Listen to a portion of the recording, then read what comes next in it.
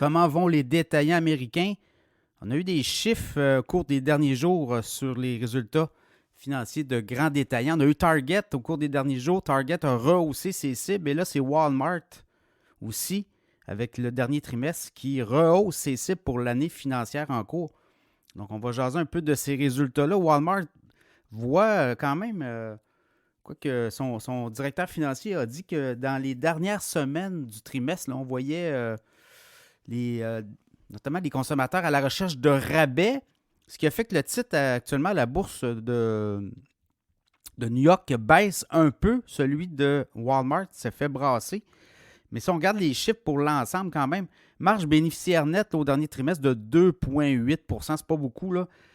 On parle de chiffre d'affaires sur les 3 derniers mois de 160,8 milliards de revenus, en hausse de 5,2 %. Donc, vous voyez là, et 453 millions de dollars de profit net. Donc, ça fait une marge très serrée, 2,8, beaucoup de volume. Mais dans le cas de Walmart, on révise à la hausse. Donc, on a un sentiment là, que les consommateurs sont là. L'économie américaine va très bien par rapport à d'autres économies dans le monde. On a vu les chiffres des progressions de 3-4 % du PIB américain.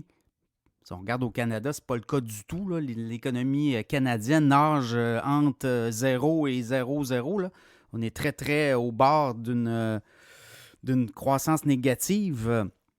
Donc, dans ce contexte-là, si je regarde Walmart rehausse ses prévisions de vente pour le reste de l'année et ses ventes à l'international aussi vont bien. Là, on a quand même une progression de 2,7 %. Donc, vous voyez, par rapport à la croissance de 5 % à l'interne aux États-Unis, on est plutôt à 2, 2,5 dans le reste du monde. Walmart est quand même très important. Là, on a des magasins un peu partout au Canada, au Mexique, en Inde. On est implanté un peu partout dans le monde.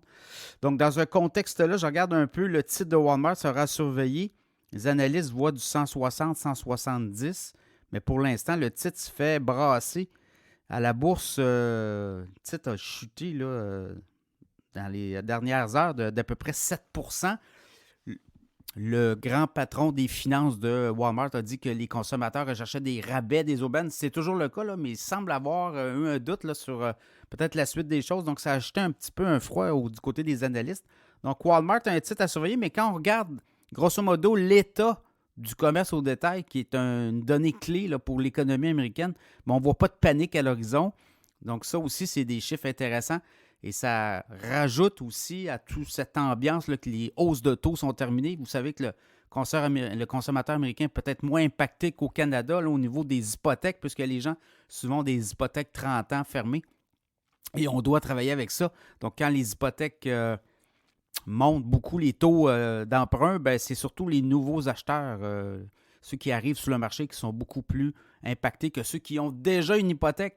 Et il faut savoir qu'aux États-Unis aussi, on peut déduire sur son rapport d'impôt les intérêts de nos prêts hypothécaires. Donc, ce n'est pas la même fiscalité qu'au Canada où, là, nous, ici, on doit, lorsque l'on paie un taux directeur, on ne peut pas déduire nos intérêts sur notre rapport d'impôt, alors qu'aux États-Unis, on peut le faire. Évidemment, quand on vend aux États-Unis, la fiscalité est différente. On doit déclarer le gain en capital sur les résidences, alors qu'ici au Canada, ce n'est pas le cas. Donc, vous voyez, il y a plein de choses comme ça qui font que l'économie américaine est beaucoup plus performante. Une économie aussi dopée aux subventions. Chose certaine, le commerce au détail roule et Walmart en tire profit.